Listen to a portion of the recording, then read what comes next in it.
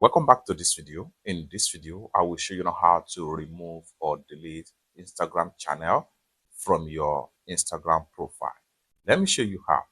Very first thing you want to do is open up your Instagram app.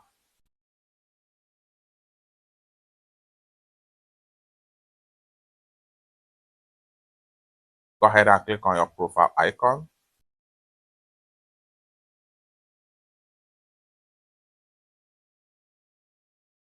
Go ahead and click on your Instagram channel.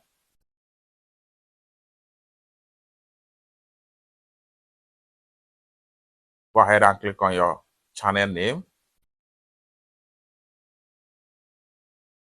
Go ahead and click on options. Go ahead and click on delete.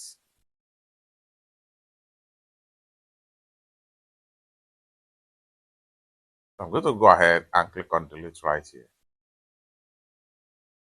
Delete channel. Deleting a channel that you create will permanently delete it for everyone. Go ahead and click on delete. By the time you refresh your profile, the channel is no longer here. It's that simple. For more useful tutorial, tips and tricks like this, consider subscribe. Thank you so much for watching, and I hope to see you in my next video. Bye for now.